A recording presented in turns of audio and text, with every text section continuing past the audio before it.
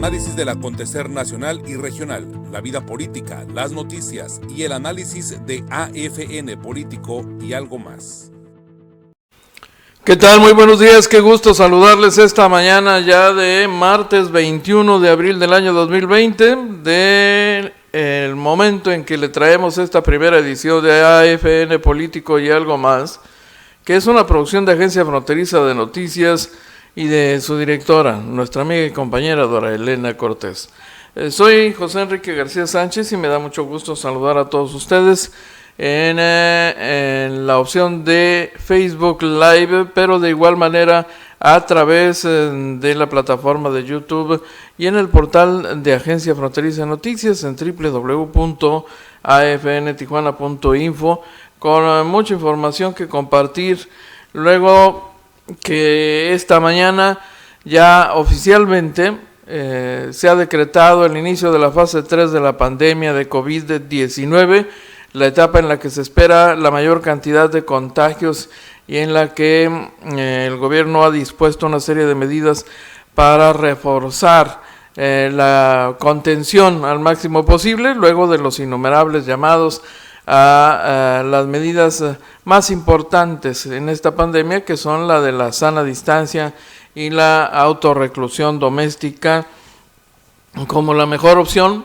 la que no cuesta, para evitar los contagios y sobre todo evitar llevar la muerte a casa en el caso de quienes tienen en sus hogares personas consideradas como de alto riesgo por su edad, por su condición de salud, por enfermedades crónico-degenerativas. Ese es el mayor riesgo de todos. Como se ha podido comprobar, el 80% de los casos de contagio o no desarrollaron la enfermedad o la desarrollaron a un nivel leve. Sin embargo, los de mayor edad y los de esta franja de riesgo son inevitablemente quienes van a parar al hospital y a las unidades de cuidados intensivos, y de ese porcentaje, un porcentaje importante finalmente es el que perderá la vida, como ya lo hemos estado viendo en el caso de Baja California. Hoy en la conferencia de prensa del presidente López Obrador se decreta, se anuncia formalmente, lo hace el subsecretario de Salud, Hugo López-Gatell, a quien vamos a ver a continuación en un fragmento del anuncio de esta mañana, acompañado de funcionarios de primer nivel de su gabinete, por supuesto, preponderantemente los del sector salud.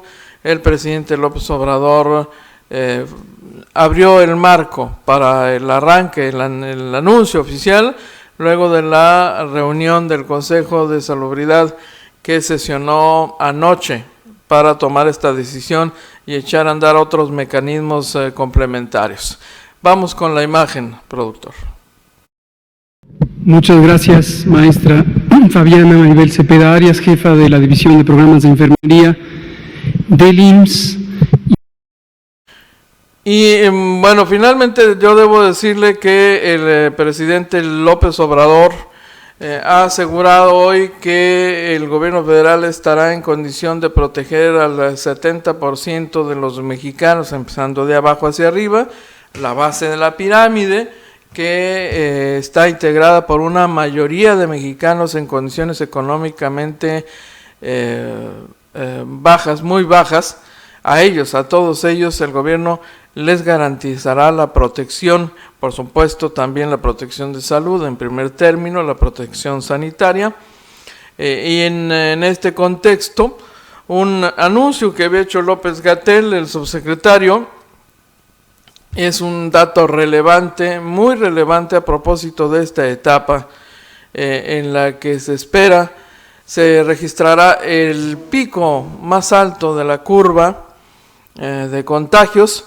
Dice el subsecretario que nos vayamos haciendo la idea esencialmente porque no vamos a podernos despedir de nuestros seres queridos, aquellos de alto riesgo, que una vez ingresados al hospital y a la fase, sobre todo la fase de mayor gravedad, simple y sencillamente no nos podremos despedir de ellos. Tendremos que hacernos a la idea de que, a diferencia de lo que se permitió en las etapas previas, en esta tercera fase por razones de bioseguridad, simple y sencillamente no habrá posibilidad de despedirnos. Nos tendremos que conformar con recibir la urna con sus restos ya cremados. No hay posibilidad alguna. De cualquier manera, una vez que ingresan a la unidad de cuidados intensivos, la gran mayoría simple y sencillamente no está en posibilidad de articular palabra alguna. En el caso de quienes están conscientes, en el caso de quienes no lo están, pues ya sea por medicación o porque han entrado en una etapa muy crítica, pues evidentemente menos será posible. ¿Ya tiene usted, productor, sí? A ver, vamos a escuchar al doctor López-Gatell.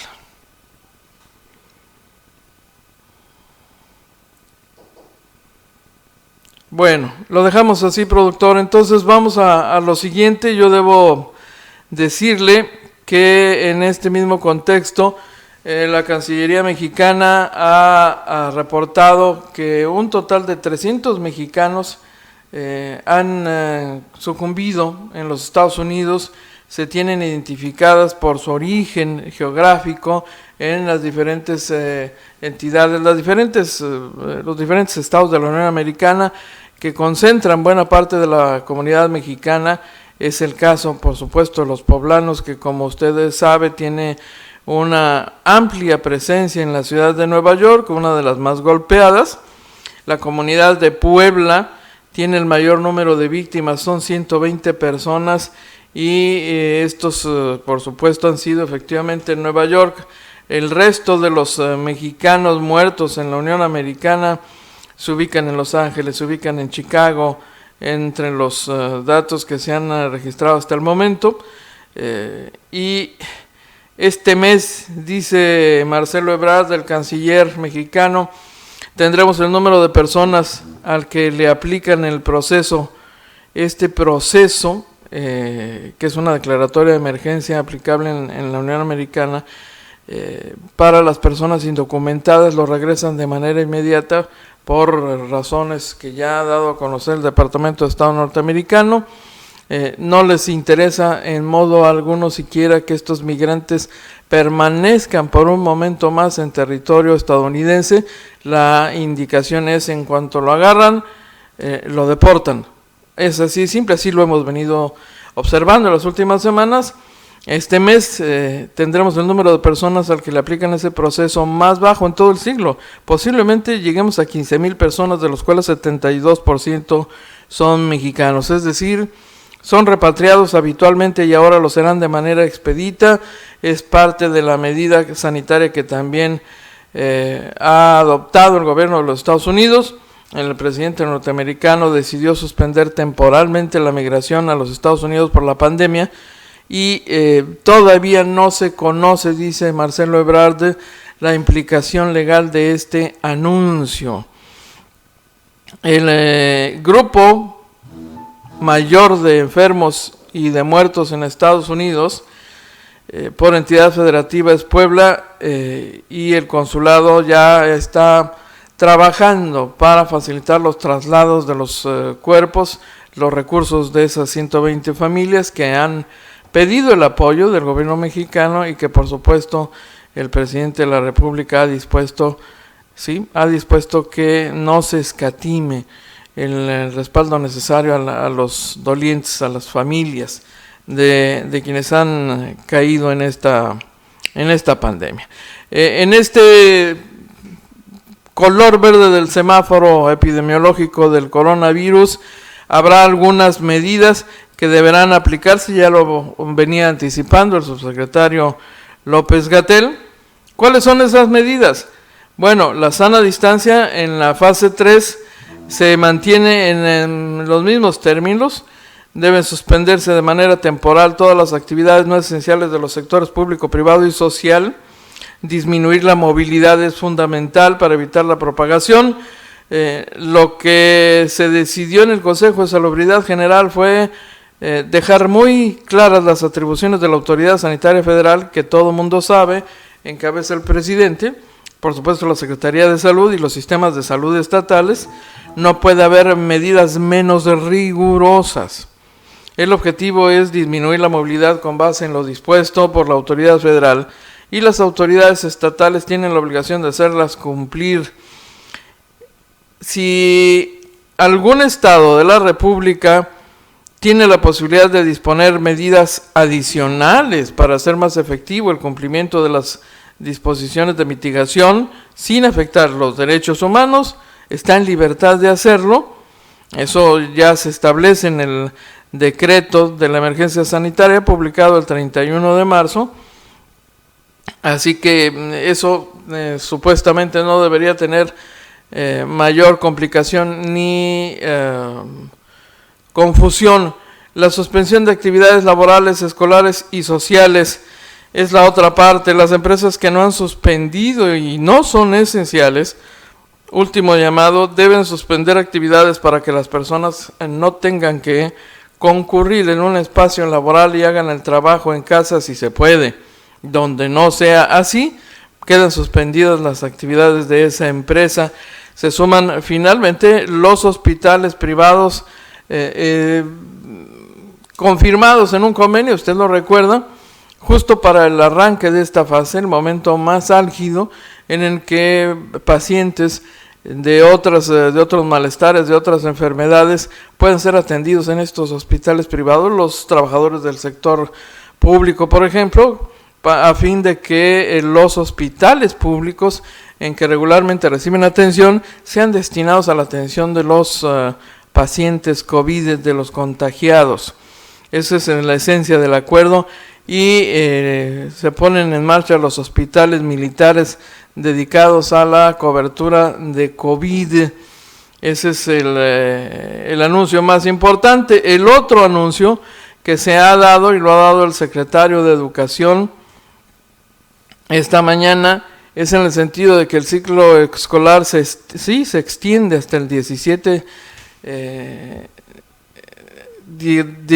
de julio. El 17 de julio, el día 1 de junio, un mes antes, todo el país regresará a clases y desde el 17 de mayo en municipios libres de riesgo que la autoridad federal irá identificando. En el calendario escolar original 2019-2020, el fin de clases se tenía contemplado para el 6 de julio y las vacaciones de verano del 11 al 31 de ese mes. Se tenía contemplada también una sesión de consejo técnico escolar el 7 de julio y un periodo de 3 días del 8 al 10 de julio para lo que llaman descarga administrativa. Hoy Esteban Moctezuma Barragán, el secretario, afirma que pese a todas las condiciones que ha venido viviendo el país en las últimas semanas, el ciclo escolar se va a rescatar. En el confinamiento doméstico y a través del programa Aprende en Casa, los niños mexicanos aprenderán valores y se les pedirán que relaten sus experiencias sobre el tiempo que han estado pasando en casa derivado por la crisis. Solidaridad, juntos vamos a sacar adelante el ciclo escolar, pero no para cumplir un requisito, sino logrando que los aprendizajes esperados se den en los niños y niñas. El 1 de junio todo el país regresa a clases y desde el 17 de mayo, le reitero, en los municipios libres de riesgo. Ese es el otro anuncio que ha hecho el secretario de Educación. La estrategia esencial es la reducción de la movilidad de millones de personas sin necesidad del uso de la fuerza, y lo reitera el gobierno federal. No habrá disposiciones como el toque de queda ni el uso de la fuerza como lo han venido exigiendo algunos sectores de la población ante la evidente inconsciencia y hasta irresponsabilidad de otros, los minoritarios, que sin embargo tienen una gran capacidad de contagio cuando no asumen esa corresponsabilidad. El reto de este modelo Centinela es esencialmente ubicar los casos de COVID. El modelo prioriza información, no cantidad, para detectar contagios y se monitorean las infecciones respiratorias agudas. Y en este contexto, la Secretaría de la Defensa Nacional ya prepara los 7 hospitales militares para atender a los enfermos de COVID. están terminando de adecuar los 7 hospitales, ya que será esta la etapa de la saturación hospitalaria y se espera que esa saturación del 100% de la capacidad instalada no sea rebasada. De ahí que la columna vertebral de esta fase 3 es la estrategia de reducir la movilidad, pues no a cualquier costo, pero sí reforzando estas disposiciones. Mire, justo en este contexto, López-Gatell, el subsecretario de Salud, se hizo acompañar anoche en la conferencia de prensa en que actualizó los datos del comportamiento epidemiológico. Se hizo acompañar nada más y nada menos que de la enfermera, bueno, la jefa de enfermeras del Instituto Mexicano del Seguro Social, una maestra que pues tiene por lo menos 25 años de servicio en la institución y que anoche incluso se emocionó al pedir a los mexicanos conciencia y el respeto para los servidores del sector salud que han estado arriesgando incluso su vida en la atención de los pacientes contagiados. Anoche la enfermera lo comentó así. Productor, vamos a escuchar a la jefa de enfermería del Instituto Mexicano del Seguro Social en una intervención dramática, por cierto, cuando habla de las agresiones, más de 20 agresiones documentadas en algunos estados de la República a los trabajadores de la salud. Importante porque la gente, toda la población creemos en todo lo que ustedes escriben, en todo el trabajo grandioso que hacen todos los días por llevar la noticia a la gente y queremos tener su apoyo para hacer extensivo este llamado de respeto, de parar la agresión. En este sentido,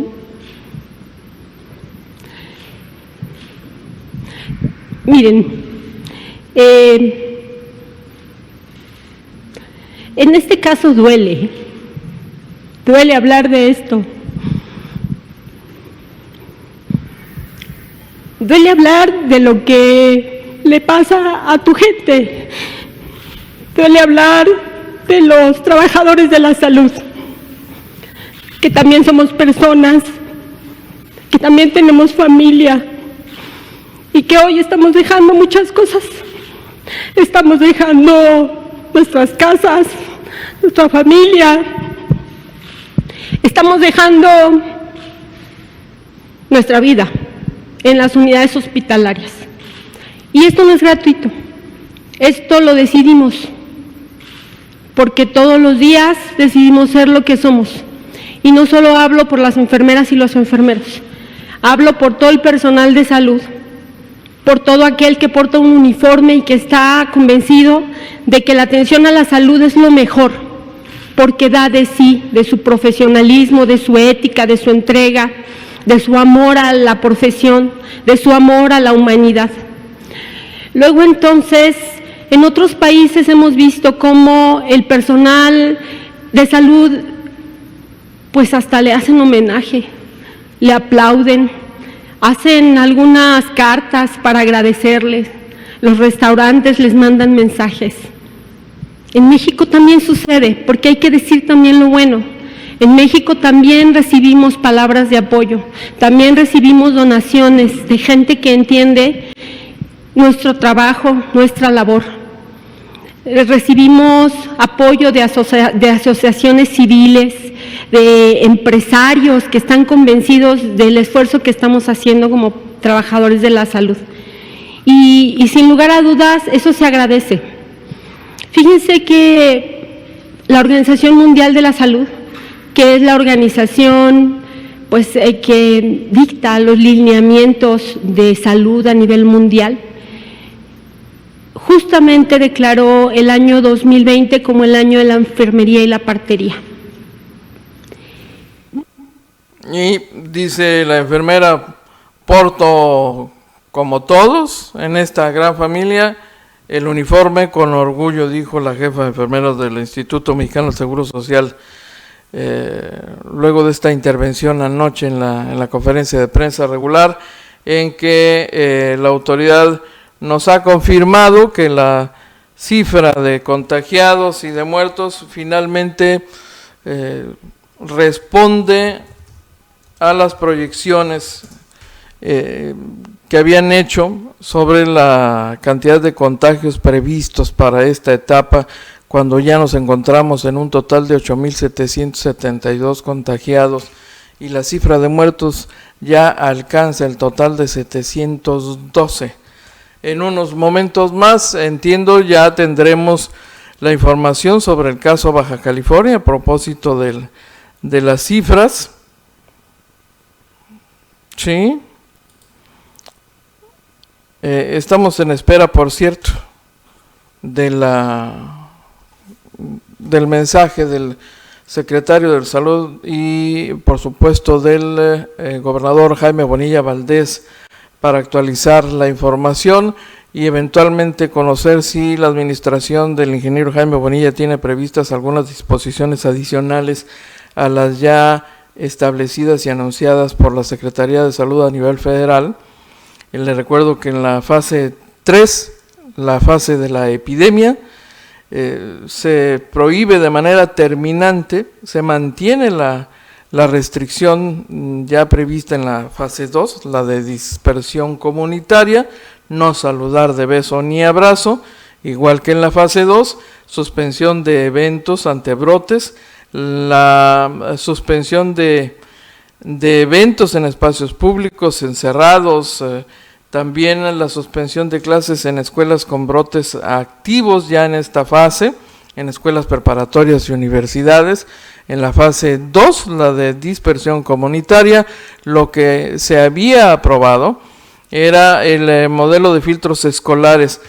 En la fase 3 es la suspensión de clases total en escuelas con brotes activos, y en los lugares de trabajo los filtros sanitarios se terminan y son sustituidos con la suspensión de actividades con brotes activos, todas las empresas.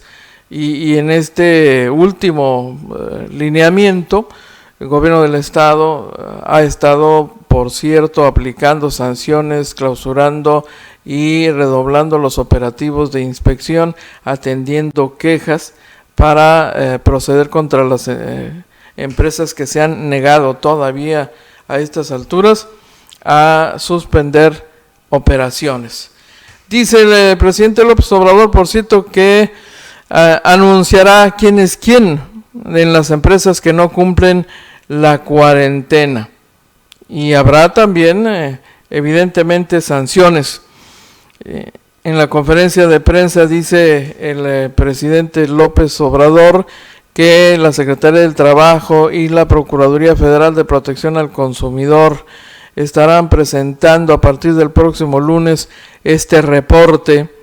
Dice que tal vez, a lo mejor, es más eficaz esto que las sanciones, y de cualquier manera, pues las autoridades ya tienen instrucción de proceder aplicando todas las modalidades del decreto que ya se han establecido. Las sanciones, desde luego, de manera importante, la clausura de las empresas. Déjeme compartirle otros datos. En el panorama nacional, el reporte de la consecuencia en la caída del precio del petróleo, dentro de lo previsible, nos encamina hacia un escenario de mayor complicación económica. México está cerrando su economía.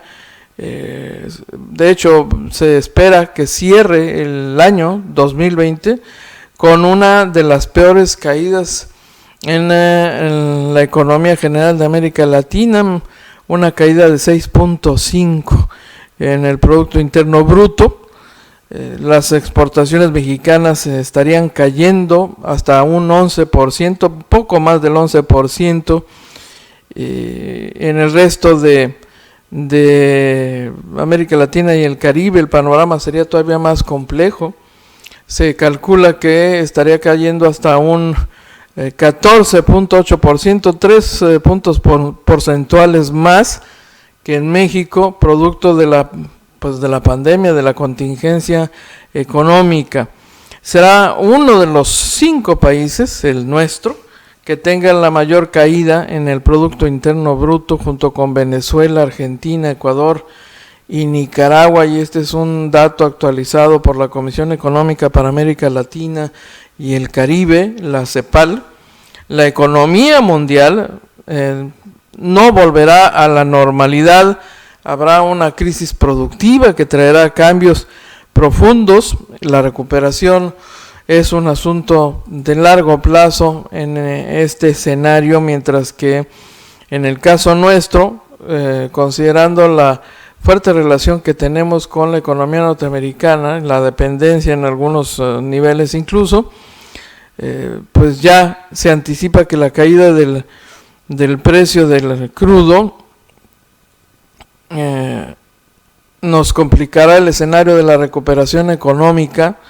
No obstante, las palabras del presidente de confianza en que esta etapa será superada, el costo ahí está, y será muy visible, sobre todo para quienes como México, para aquellos países que como México han tenido una fuerte dependencia del ingreso petrolero, particularmente los gobiernos. Es el caso nuestro, aun cuando esto se ha venido reduciendo, limitando la dependencia del ingreso del gobierno para su presupuesto. El presupuesto federal tenía un altísimo componente del ingreso petrolero. Esto cambia, pero radicalmente luego de la caída estrepitosa de los precios del petróleo, que en Estados Unidos también tiene ya un impacto sin duda. Mire, al regreso de la pausa le comparto una declaratoria que ha hecho la Organización Mundial de la Salud sobre esta controversia que protagoniza de manera particular el gobierno norteamericano que encabeza el presidente Donald Trump, y que acusa al gobierno de China de haber generado en laboratorio este virus. Para el encanto del señor Donald Trump, la declaración de la Organización Mundial de la Salud, seguramente. Vamos a la pausa y regresamos.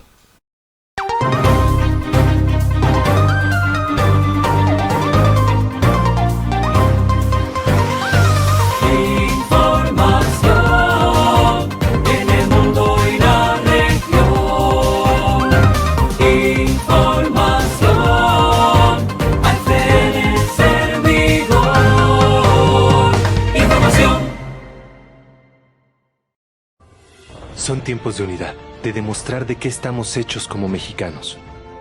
Nos unimos para seguir restaurándote con tus alimentos favoritos mientras cuidas a tu familia.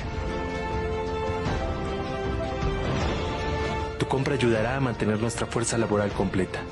Las propinas siguen siendo bienvenidas.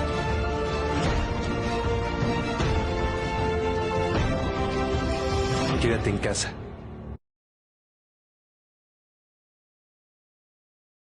Nuestro México gira alrededor de la comida, de esas comidas que se convierten en cenas, esas cenas de negocios en las que se hacen amigos, o las tardes interminables con los que queremos.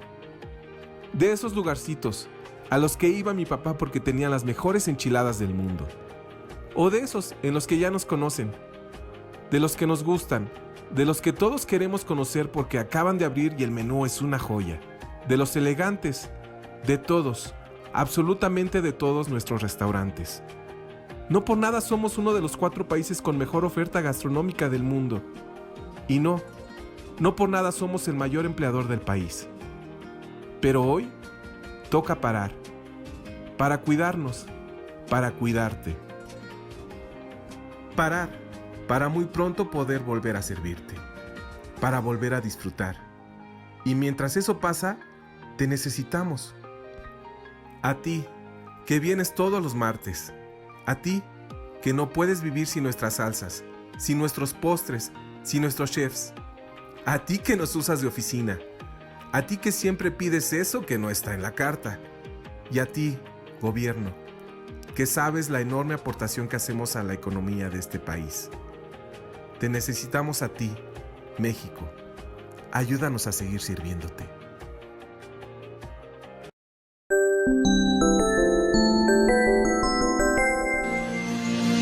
La ley del Instituto de Identidad Vehicular y Combate a la Contaminación del Estado de Baja California tiene como finalidad regular la posesión de vehículos en la entidad. En la 23ª legislatura, urgimos la necesidad de registrar los miles de automovilistas que transitan irregularmente, dañando la movilidad, medio ambiente y seguridad de Baja California. El 80% de estos vehículos irregulares se utilizan para cometer algún ilícito.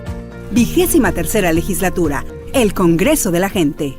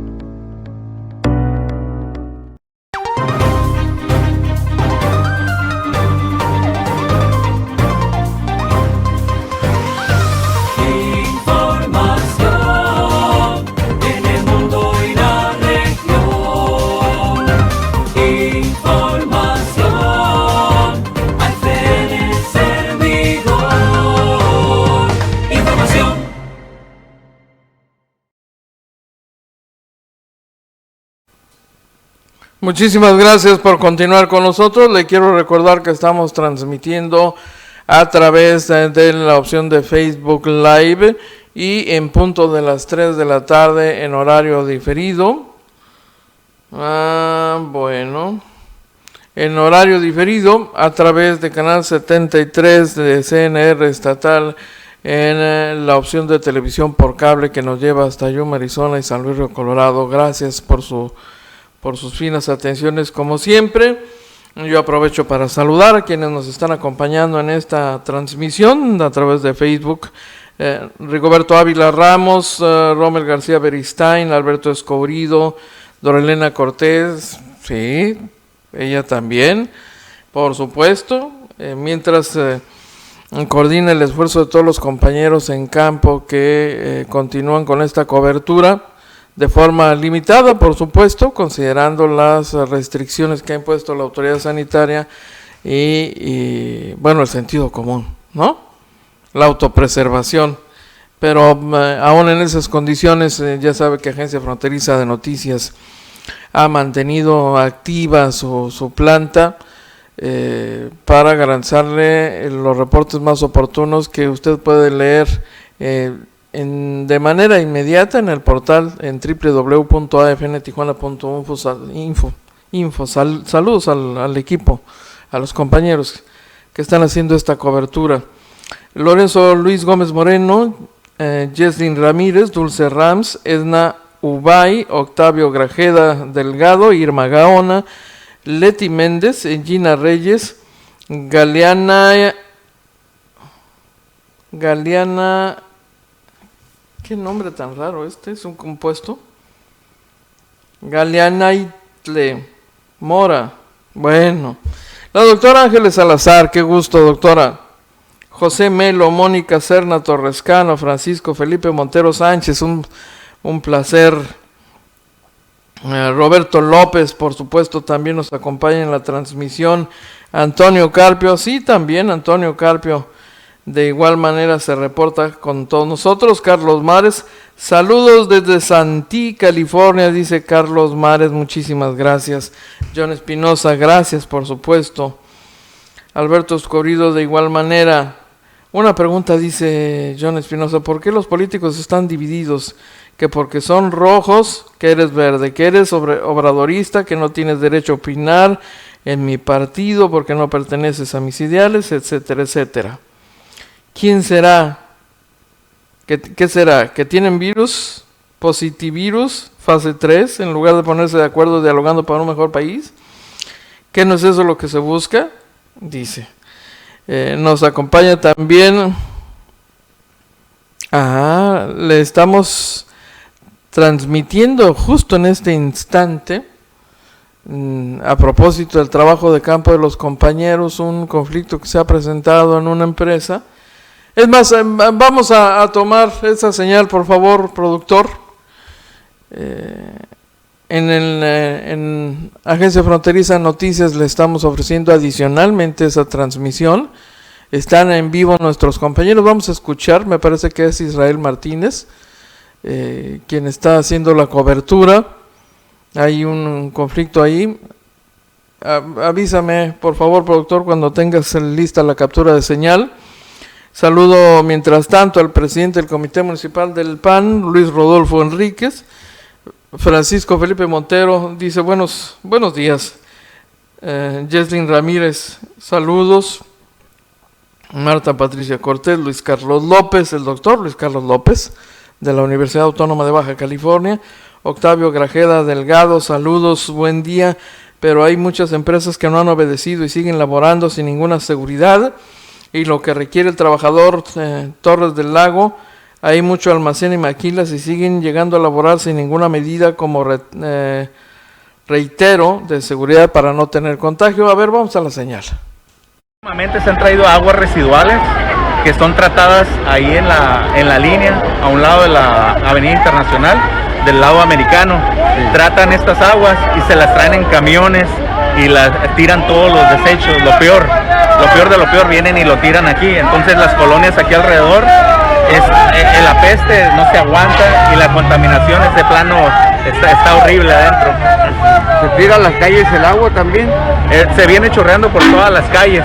Lo estaban llevando a Punta Bandera, pero ahora lo están tirando acá de este lado. Entonces ese es el problema que tienen todos los vecinos de aquí a las colonias. Entonces, ¿están exigiendo ustedes la clausura de la empresa, el cierre total?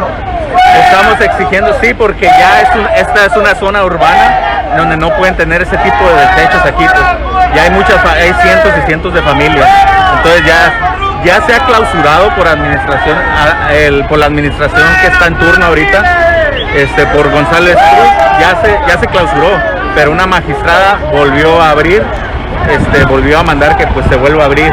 Entonces, ¿qué magistrada fue la que autorizó la operación de la empresa? Mira, es la magistrada del Tribunal de Contencioso Administrativo, que está en guardia en este momento. ¿Cómo se llama?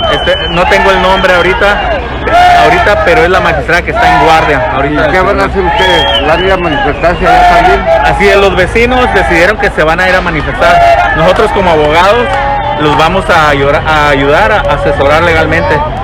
Pero desgraciadamente lo que les decimos es que ahorita el Poder Judicial Federal, las otras instancias no están trabajando como debería de ser, entonces no han podido presentar los amparos. Entonces hacemos una llamada a las autoridades, porque si el gobierno del estado quisiera resolver esto, el día de mañana ya está clausurado aquí. Nada más que es el gobierno del estado el que no ha querido trabajar en esto. ¿Me da su nombre y cargo, por favor? Yo soy el licenciado José Evaristo Cepeda, soy miembro del Consejo de Organizaciones Ciudadanas Independientes. Tenemos un despacho, Cepeda González Abogados, que apoyamos a estas causas. Gracias, licenciado.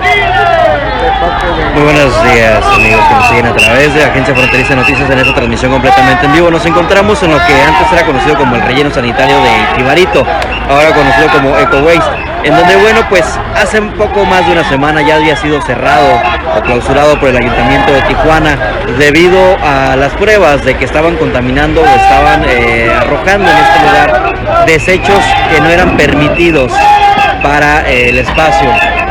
Además se tomaban en cuenta algunas demandas de vecinos afectados en la salud por los contaminantes de estos residuos que eran arrojados en este relleno sanitario. El día de ayer se reabrió este espacio y, bueno, pues los afectados culpan a una magistrada de lo contencioso por parte del gobierno del estado que permitió la reapertura de este lugar. Ahora los residentes o, bueno, vecinos de lo que son las colonias conjuntas al relleno sanitario de Eco Waste exigen a las autoridades que no haya corrupción y que se clausure nuevamente este espacio. ¡Fuera corrupto! ¡Fuera corrupto! ¿Qué quiere el pueblo? ¡Eso! ¿Qué quiere el pueblo? ¡El pueblo unido! ¡El pueblo unido! ¡Fuera corrupto! ¡Fuera corrupto!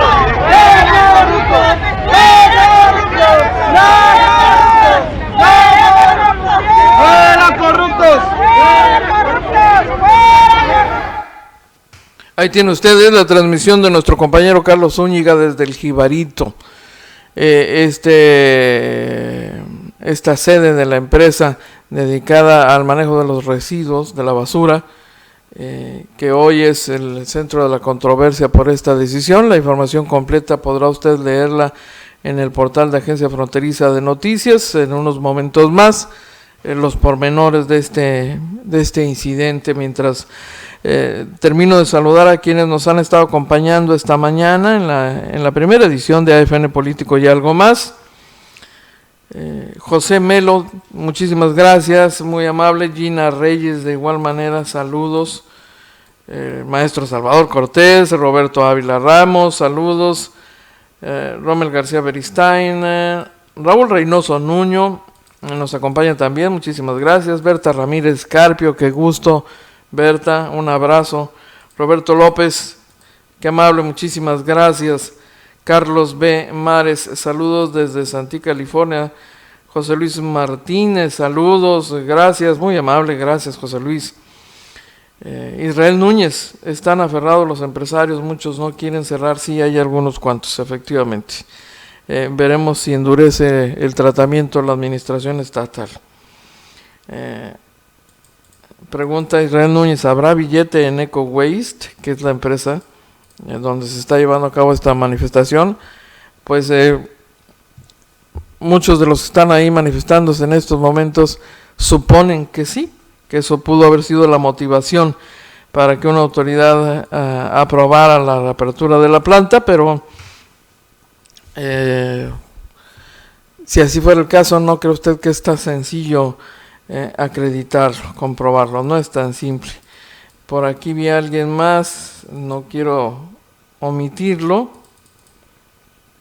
Yeslin Ramírez, muchísimas gracias. Francisco Felipe Montero, buenos días, qué gusto.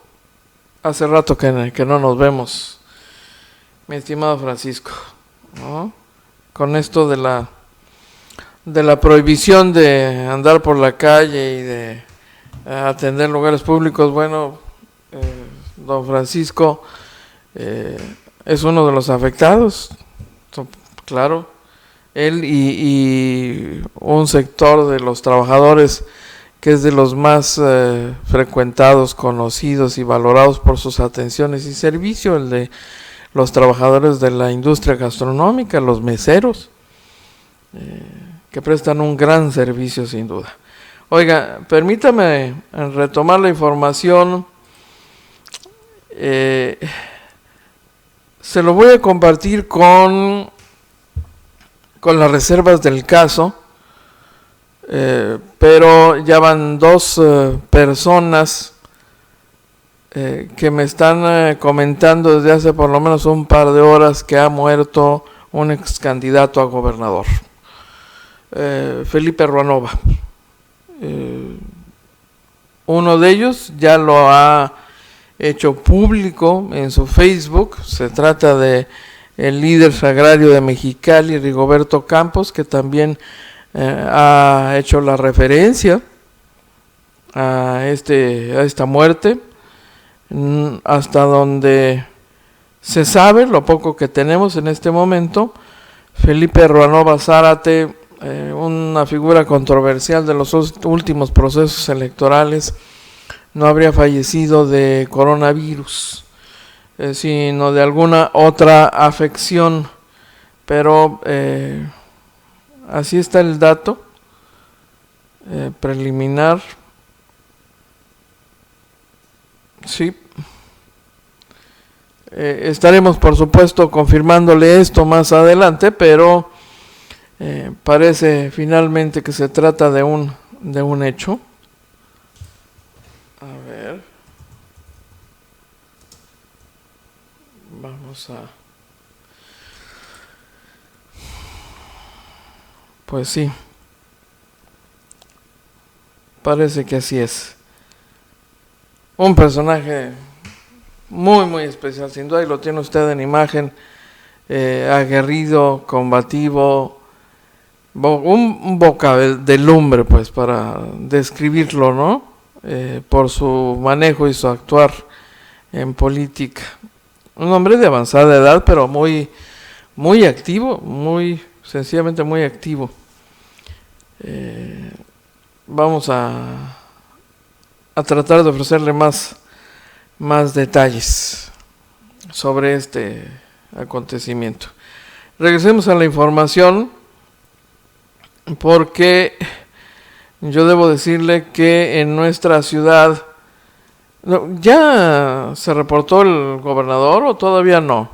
Había por ahí, acabo de ver un avance, sí, una declaración del gobernador en el sentido de que en Baja California se respetan las reglas, pero también tenemos criterios propios, dice Jaime Bonilla, tras asegurar que Baja California saldrá adelante de la contingencia sanitaria, hoy que ya ha sido decretada la fase 3, el inicio de la fase 3, y sí, efectivamente, ya está el reporte epidemiológico del secretario de Salud de Baja California, que confirma que en este momento en la entidad tenemos 852 casos acumulados ya de contagios confirmados. Crece la cifra de COVID y la cifra de muertos también.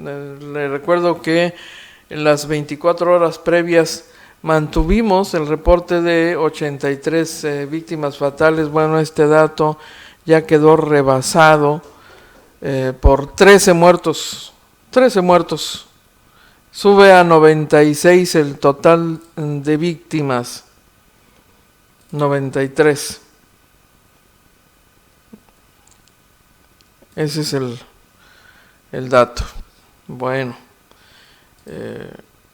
Más tarde, bueno, ya en unos minutos más, le estaremos ofreciendo los pormenores de esta actualización del secretario de Salud de Baja California, el doctor Pérez Rico, sobre el reporte del comportamiento epidemiológico en la entidad.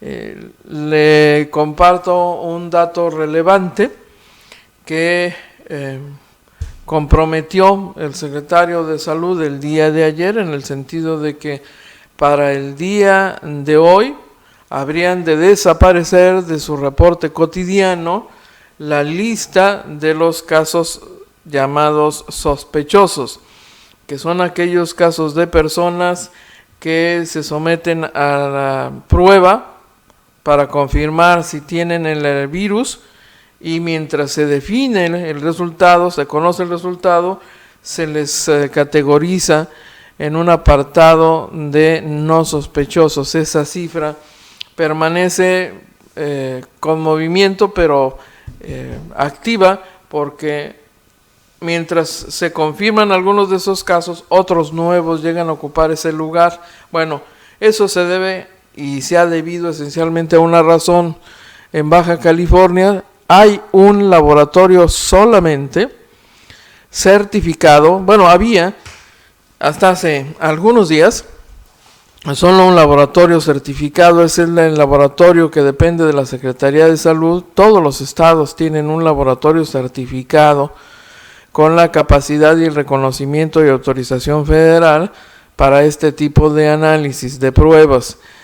Finalmente, hace algunos días, el gobierno federal otorgó la autorización a por lo menos 3 o 4 laboratorios privados, pero a partir de ayer comenzaron a operar 3 laboratorios más que van a respaldar la tarea epidemiológica de la Secretaría de Salud.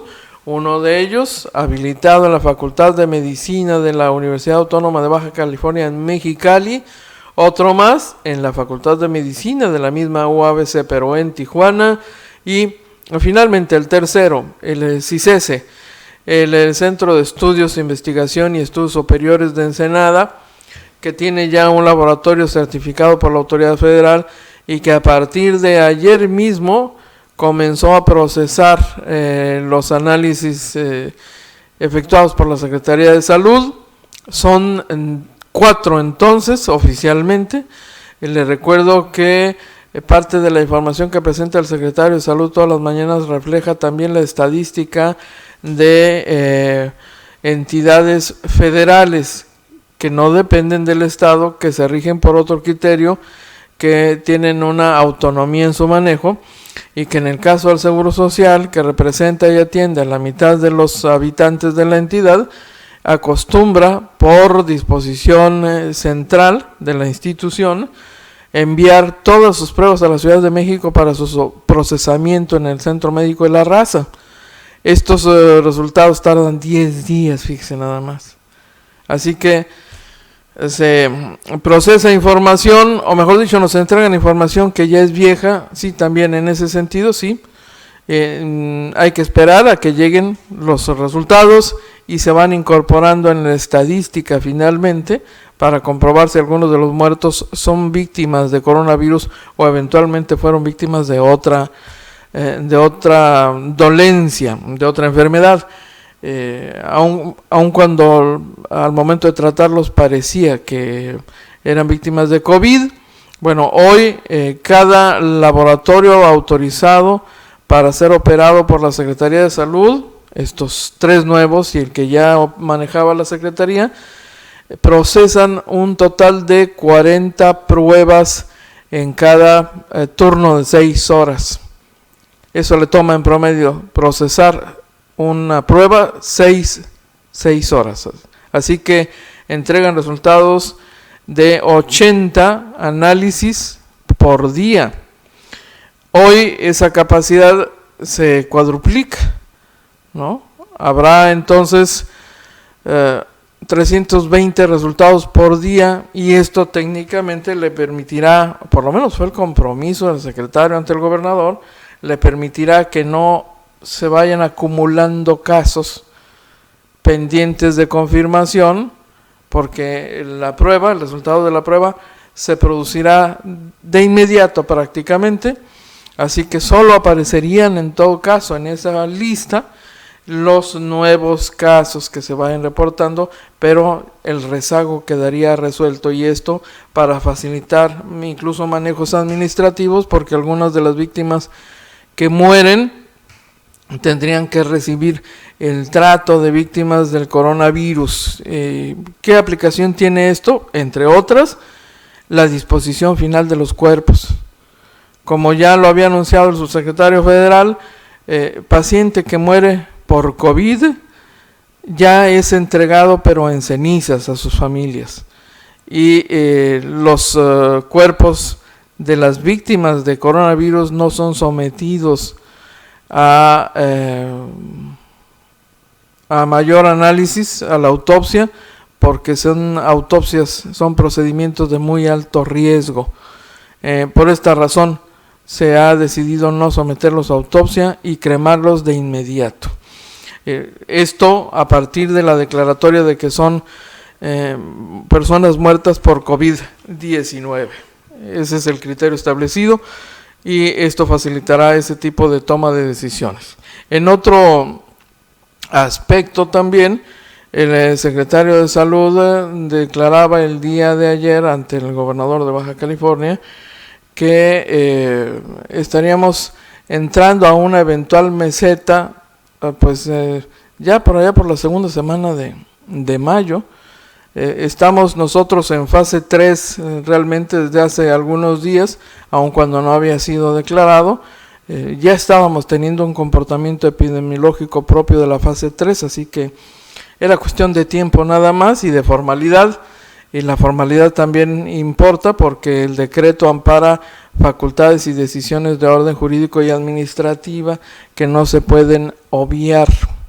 No ha anunciado el gobernador hasta este momento que sepamos alguna medida adicional, a diferencia de lo que están haciendo otros estados, como Jalisco, como Michoacán, como Sinaloa, Michoacán particularmente, donde está el gobernador Silvano Aureoles, y Sonora, que es otra entidad que ha endurecido las medidas de protección y las restricciones en la movilidad ciudadana. Así que esté usted al pendiente, le vamos a estar informando sobre esto en la edición de la 1 de la tarde, porque se nos ha acabado el 20, ¿sí? Se nos terminó este espacio y vamos a regresar en punto de la 1 de la tarde para ampliarle la información que le hemos proporcionado en esta edición. Muchísimas gracias también a José Melo por acompañarnos y a Lorenzo Luis Gómez Moreno. Gracias, muchísimas gracias a todos ustedes. Regresamos a la 1 de la tarde. Buen provecho. Y es todo por hoy.